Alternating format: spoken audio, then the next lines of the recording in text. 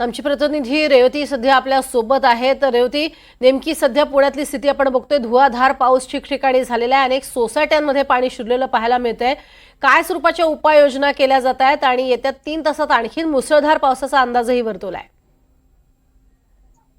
नक्कीच प्रज्ञा, गेल्या काही दिवसांपासून आपण बघतोय पुणे शहरात मुसळधार पाऊस होत आहे आणि त्याचमुळे पुणे धरण क्षेत्रातील चारही धरणे म्हणजेच खडकवासला, टेमघर, पानशेत हे तुडुंब भरलेले आहेत आणि त्याचमुळे खडकवासला धरणातील 35,000हून अधिक क्युसेक पाणी हे सोडण्यात आलेलं आहे आणि त्याचमुळे स्थानिक लोकांना स्थलांतरितही करण्यात आलेलं आहे।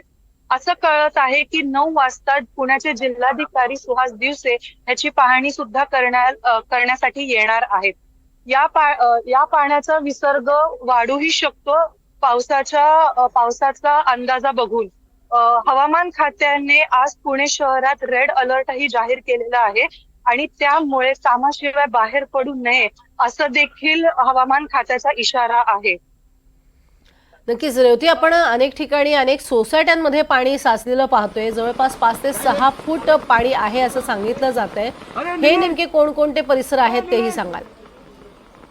हिंगणे खुर्द मध्ये डोंगरावरून सरळ पाणी लोकांच्या घरात वाहत जात आहे आणि गल्लोगल्ली सोसायट्यामध्ये सिंहगड रोड, कोथरूड या सगळ्या भागांमध्ये पाणी देखील शिरलेलं आहे आणि याच अनुषंगाने जिल्हाधिकारी सुहास दिवसे यांनी मावळ, मुळशी, पुणे, पिंपरी चिंचवड या भागांना शाळेला सुट्टी देखील जाहीर केलेली आहे।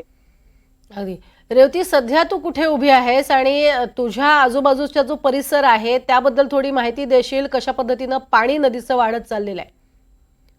आज सकाळी जवळपास 35,000 क्युसेक पेक्षाही जास्त पाणी खडकवासला धरणातून सोडण्यात आलेलं आहे। त्यामुळे पुणेकर मागच्या 1 वर्षांपासून ज्याची वाट बघत आहे तो भिडे पूल हा पाण्याखाली गेलेला आहे आणि आता मी झेड ब्रिज या ठिकाणी उभी आहे। तिकडे सुद्धा मुसळधार पावसामुळे झाडपडी अशा बऱ्याच घटना देखील नोंदवण्यात आल्या आहे।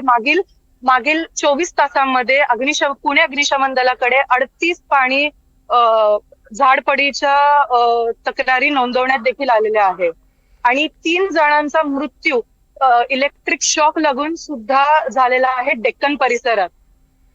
अगदी, आणि आपण ही दृश्य बघतोय झेड ब्रिज वरनं लोक आता किती पुलाचं पाणी वाढलेलं आहे पुराचं हे पाहतायत तेव्हाची ही दृश्य आहेत। मुळा नदी जी आहे ती दुथडी भरून वाहतीये।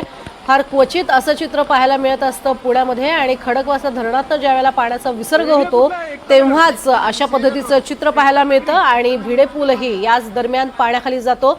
सध्या झेड ब्रिज वरनं ही दृश्य पाहायला मिळत आहेत। भिडे पूल आता दिसेनासा झालेला आहे आणि पाण्याचा प्रवाह जो आहे तो सुद्धा असा वेगवान आपल्याला पाहायला मिळतोय। एरवी अक्षरशः ड्रेनेज लाईन असावी किंवा एखादा नाला असावा तशा स्वरूपाची अवस्था या नदीची झालेली असते।